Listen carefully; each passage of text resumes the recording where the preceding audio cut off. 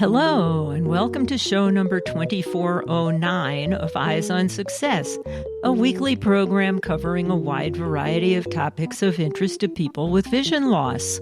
I'm Nancy Torpey. And I'm Pete Torpey. Since joining DM3P, I just have a more open mindset, and it's helpful to have people by your side that can support you and who know what the road is like.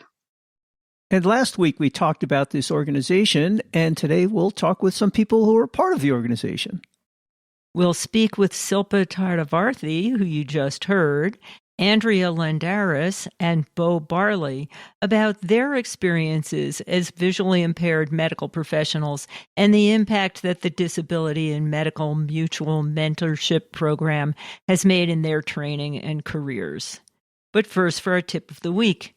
This week's tip comes from Silpa Tadavarthy.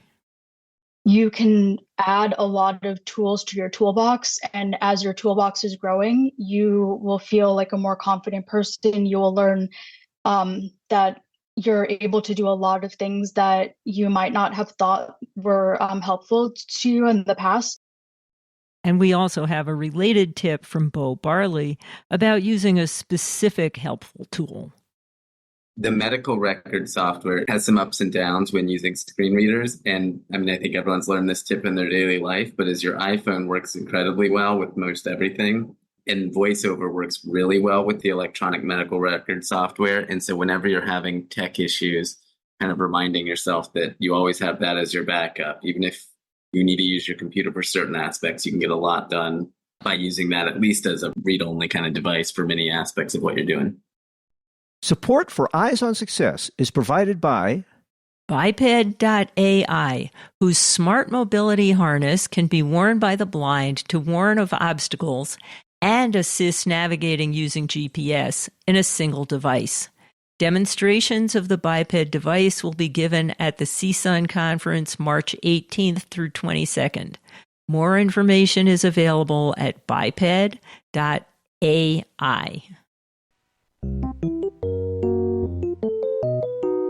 You are listening to Eyes on Success.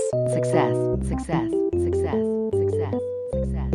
Let's start by meeting Silpa, Bo, and Andrea in order of how far along they are in their career path.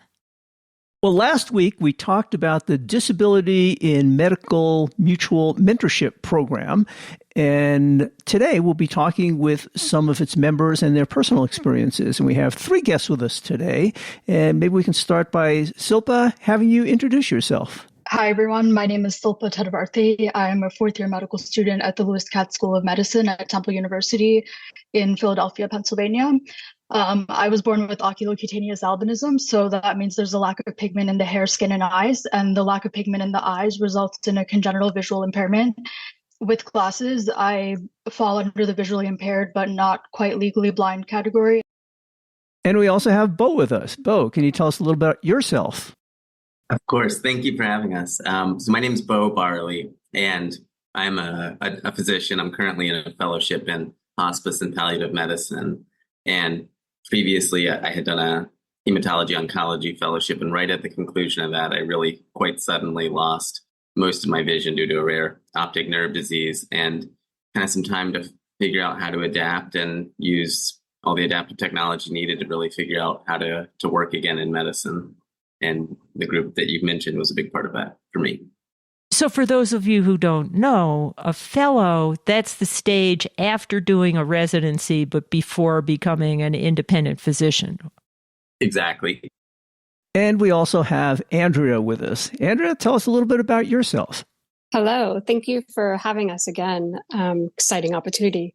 So I'm Andrea Lendaris, and I am practicing in my first year as an attending stroke neurologist at Mount Sinai Icahn School of Medicine. And I had a little bit of a roundabout entrance into the world of being a physician. I was born with Usher syndrome 2A, and what that is retinitis pigmentosa with a bilateral sensorineural hearing loss. So what does that mean? I have tunnel vision, essentially. I can see really well through the center. I can read like 20/40, 20/60, but my peripheral vision and my night vision is in a low vision legal blind category. I wear 2 hearing aids, so I'm not deaf, but I'm not fully hearing. I didn't know I had these disabilities until I failed hearing screenings and later on had vision issues as an adolescent. And initially went through a career as a speech pathologist for about 10 years. And for my love for taking care of my patients and wanting to better my education to better advocate for them, I worked my way toward a transition to medicine. This is my first year as a practicing stroke neurologist. I also have 3 children and I'm married.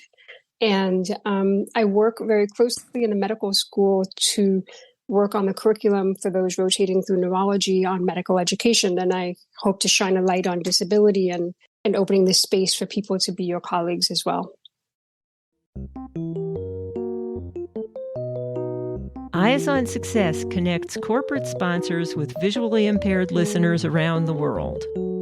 More information about becoming a sponsor can be found at www.sponsor.eyesonsuccess.net. This week's focus topic is Silpa Tadavarthy and Bo Barley and Andrea Lendaris' experiences doing their training and practicing as physicians with visual impairments. I think what's interesting about the range of guests we have today is that you see that some people have these issues from a long time ago, maybe since they were born or not, but then often situations change. Your vision can change or some other capabilities can change, and you've all had different experiences there.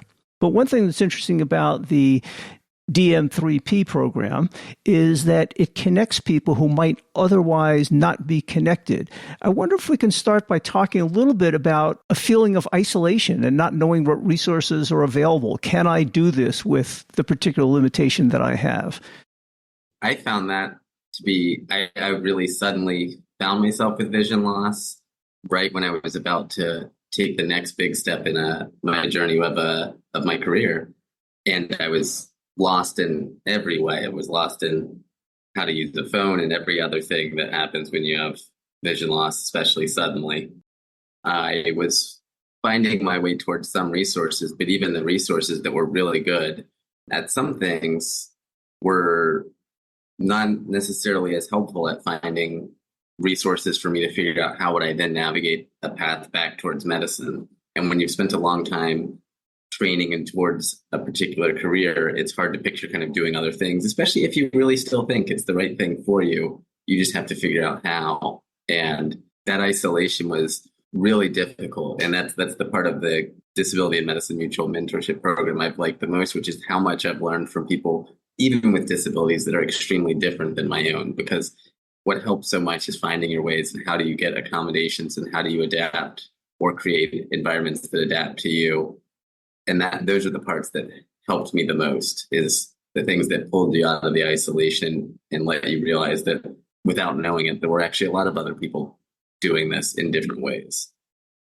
So one thing that strikes me is, I know, Silpa, you're still in your general training, but both Andrea and Bo have selected fields that don't rely on so much visual acuity. You know, being a pathologist or a radiologist would be really difficult.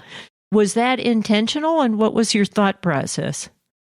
I would actually counter that a bit, just because being a stroke neurologist means that I am working in a very time-sensitive circumstance. So when I was a resident, it was clinically examining the patient. And if you think about what I tell students, an EKG leads you to a vessel in the heart to see if it's impaired. So in neurology and stroke, you're doing a clinical exam to see if you can localize that to a vessel. And then I have to rapidly look at brain imaging to see if there is a clot or a lesion, see if there's subtle signs of ischemic changes, right? So signs that there's a stroke. And what I learned from that is, for what the vision I do have, the acuity, the central vision, I can't look at the scan in the same way as, say, my colleague does, where they can see the whole brain at the same time. So I have to go through a rapid systemic process to make sure I've seen the sequence, I've contrasted it to the other side, look for asymmetries and subtle changes. So for me, I kind of still am in a vision-dependent area, but it's about understanding the clinical piece and maximizing what you do have to use tools, whether they're cognitive and or physical, to still do the job. Are there any special devices that you use to facilitate what you're doing?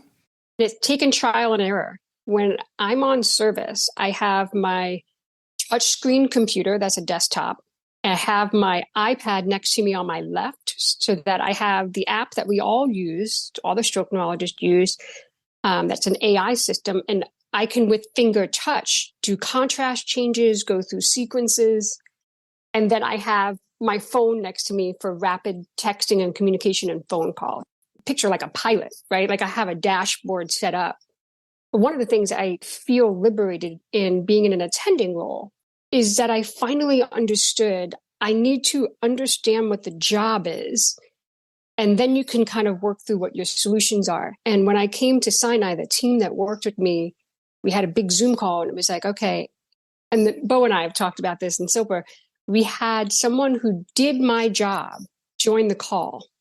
And so you can walk through the workflow and then you can brainstorm together, or where might there be a hiccup? For me, hand coordination using a mouse is time consuming. I lose the mouse tip all the time. But if I have a touch screen, it just takes that right out of it. And I can use my hand and touch the screen and jump in the electronic medical record, for example. So Bo and I have talked about that maybe as a proactive way, regardless of where you are in your training, get someone who does the job to walk through the workflow, because only you understand your vision. It's really hard to know what's going to come ahead and what you're going to be expected to do. And I think that gets to one of the hardest parts about medical training in some ways with a lot of disabilities is the training is exceedingly fragmented, where there's so many different rotations, all with different people that you then have to disclose your disability, introduce yourself to. And they're all in different settings, perhaps different hospitals, but all very different settings. And you have to then figure out, not knowing ever before this, any of it yourself, what would be the right accommodations to work in different environments. And you have to then kind of coordinate either through disability professionals who might not actually know that much about medical education because they might be a part of a big university system and help with all sorts of education, or with people that maybe are in the medical education world who it may be hit or miss whether they have much of a sense of how to best help you with your particular disability needs. So Silpa, you're still in medical school. Does that describe your current experience as well? Yes. So as Bo mentioned, every rotation is quite different from one another, and you switch rotations every 4 to 8 weeks or so. So you're constantly rotating through all these different environments. And so one of the accommodations for me was actually to rotate through all of my rotations at our main medical hospital and not go to any of our ancillary hospitals. And I think that made a very big difference because I was very used to the hospital, the setup. All of the inpatient floors are pretty much set up the same way. And that definitely was a great accommodation I had. And then another very vital accommodation was having something called a walkthrough before each rotation. So perhaps a month before I would go on to my ICU rotation, for example, I would meet with 2 individuals from the medical education administration side of the medical school, and then as well with the clerkship director. And then I had an individual called an access assistant. So somebody who's with me 24/7 while I'm on the floors in the hospital, and we would all physically walk through the spaces that I would need to be in during that ICU rotation. So what the patient rooms look like, what the hallways look like, where the computers will be. I'm very photophobic, so we would take note of where some of the more brightly lit places would be and how I could accommodate myself. Something that came out of that walkthrough was not only getting an idea of what the physical space is like, coming up with accommodations that are specific to that rotation. It also took a lot of anxiety out of starting each rotation. And I was able to ask the clerkship director any questions I had before starting the rotation. And we would come up with accommodations and talk through, like, how am I going to be able to do that and meet the objectives of the rotation? So one concept that comes across very strongly here is that if you do have a disability, first of all, you have to be an advocate for yourself, and you have to be familiar with a variety of tools to accommodate a variety of situations. But it sounds like in addition to that, this organization of which you're all members has been very useful in order to share ideas and working methods with other people. So I would agree to that 100%. You had initially asked Pete about the isolation, and I entered medical school when I was 36. I'd been comfortable with what I was able to do. But when you have grown up in a culture that thankfully is now changing, that it was within the medical model of understanding disability, there's a physician and a patient boundary, and it's us and them, and you're impaired and you'll forever be a patient. So part of the isolation is this self-identity of how am I going to cross that barrier and be a physician? Or how do I straddle both sides long term? And for me, joining the DM3P is just feeling less alone. There's people with many different challenges. So mental health is a big piece too. So the heartwarming part is that we all found each other. The harder part sometimes is hearing each other's stories from across the nation. And the reality is we're at the mercy of someone's compassion, whether it's your program director, whether it's your institution, whether it's your department. And on the flip side of that, when you're met with resistance from those same people, you're in a stuck place. And in order to become a practicing physician, you need the training. And it's very hard to kind of fight together and fight alone, if you will, to try and navigate through this path. But at least the DM3P is the space where we're trying to pull together our emotional and kind of visual resources and legal resources. Bo, you're nodding and smiling like crazy. Do you have something to add to this? It's just fun to hear your friends talk also, because part of this has also been finding people that you then become friends with and you know right where they're coming from. But I do agree that it's hard to know what resources you need just as a regular medical student going through medical school with all the difficulties. And then when you have needs that are going to make certain parts of it more difficult in some way or another, it's even harder to know what resources would even be helpful. And I think probably anybody in the visually impaired community has started a new job and requested a resource and then felt bad if they didn't use it, or if that wasn't the resource, that was going to be helpful. But now you're in medical training, you might be in a place where every 3 weeks is a different rotation or something like that. And then related to that is just, I really use screen readers a lot, and I mean, all day, every day. And getting those to work with the electronic medical record systems was a very big effort. And then once you do, you realize, other people, of course, are trying to do this or doing this as well. And so sharing that kind of technical knowledge, which I guess we all become technical experts on things, even if we're not that computer savvy, of how to get things to work. So that's been a big part of, I think, some of the advantages of the group is sharing which things work. And we kind of, even if it's all different hospital systems, a lot of the computer issues are very similar and workflows are similar. Well, sometimes just knowing a problem is solvable or has been overcome by somebody else makes it a lot easier to find a solution that fits your own needs, too. Exactly. I mean, I spent a couple years just thinking, certainly I could still be a doctor, right? But not really knowing that. And yes, I agree. I was also thinking when you were first talking, you talked about some of these rehab services, and this has been my experience too. I was partially blind until just before starting graduate school, at which point I lost all of my vision. And these rehab services are certainly around, but they're not going to train you to acquire the skills to be a physicist as a blind person. And I can imagine certainly it's the same for medicine and some other professions that are very specialized.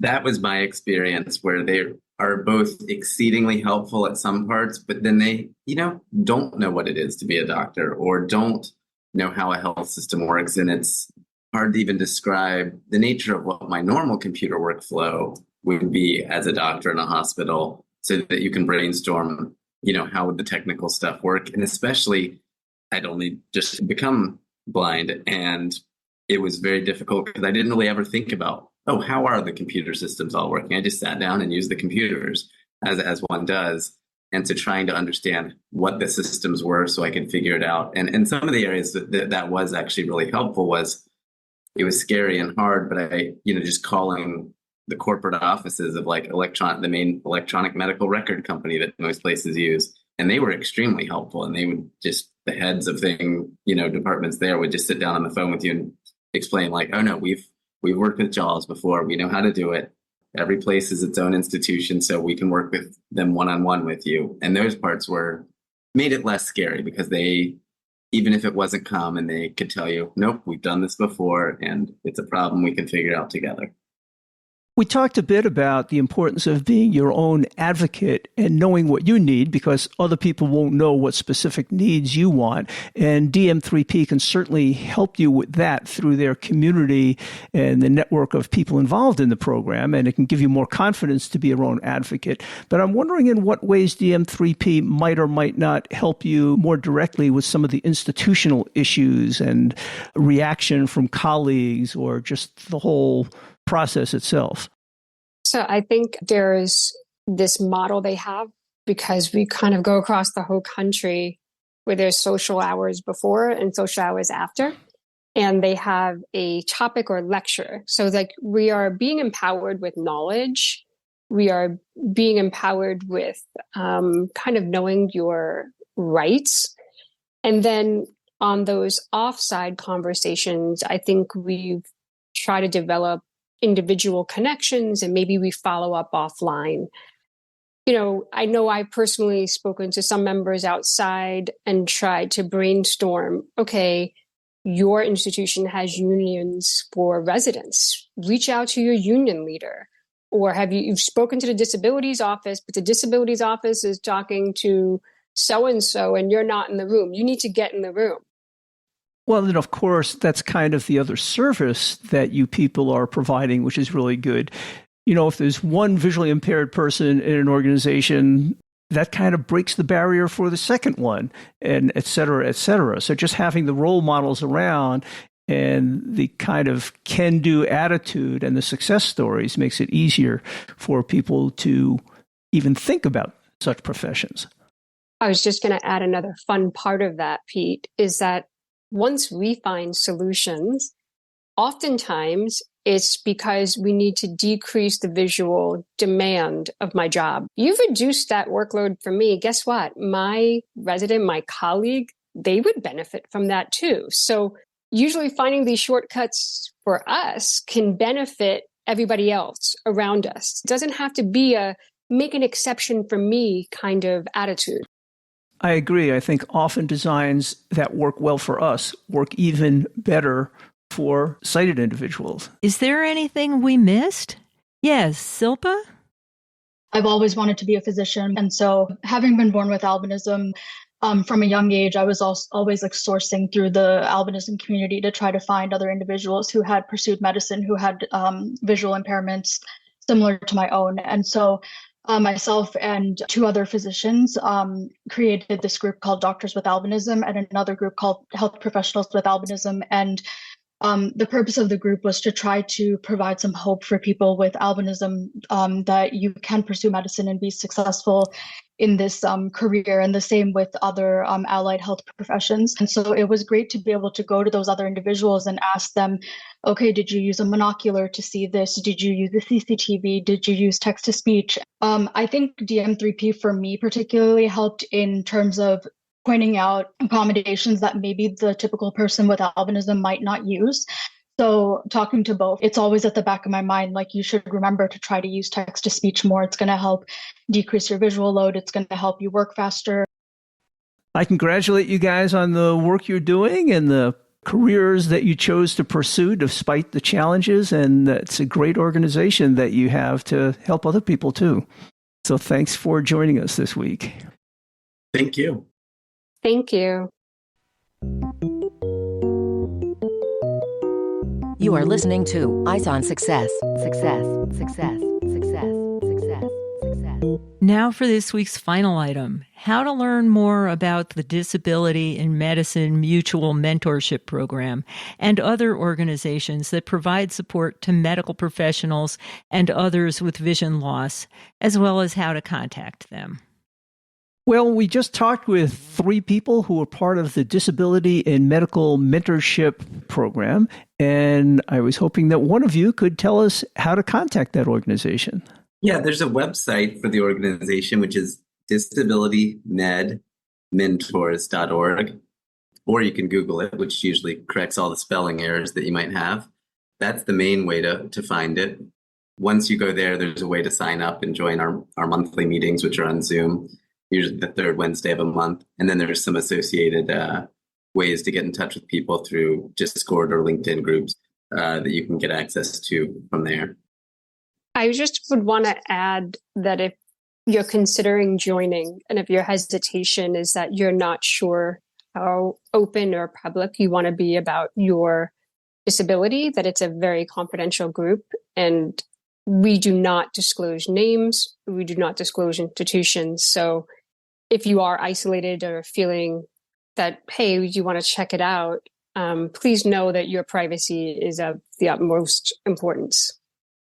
Silpa, you mentioned a couple of organizations specifically for people with albinism and vision issues. Can you give contact information for those?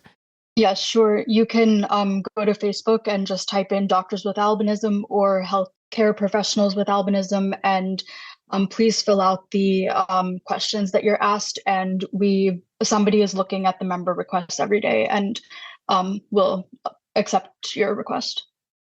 If anybody had a question for each of you, would there be a way they can reach you? As far as someone to reach me, more than happy to share my email, which is my name, Andrea.Lendaris@mssm.edu. Bo? My personal email is Bo, which is BO, Barley, BARLEY, like the grain, @gmail.com. And Silpa? Yeah, my personal email is my first name, Silpa, and my last name, Tadavarthy, @gmail.com. You can find all of that information in the show notes associated with this episode, which is episode 2409 at our website, www.eyesonsuccess.net. That's it for today's show. Next week on Eyes on Success, we'll be talking about the Hable One keyboard, which is an external keyboard designed to make using a smartphone simpler and more convenient for those with visual impairments. We'll talk with Freek van Welsenis, co-founder of Hable, about the intuitive design of this pocket-sized device and how it can be used to control your smartphone and also enter Braille text. Thanks for joining us this week, and we hope you'll join us next week to learn about the Hable device. You've been listening to Eyes on Success, hosted and produced by Nancy Torpey and Peter Torpey. You can access the full archive of previous shows, subscribe to the podcast, and much more by going to our website, www.eyesonsuccess.net. If you have questions about anything you've heard on the show or have suggestions for future shows, send an email to hosts@eyesonsuccess.net. Thank you for listening and have a nice day.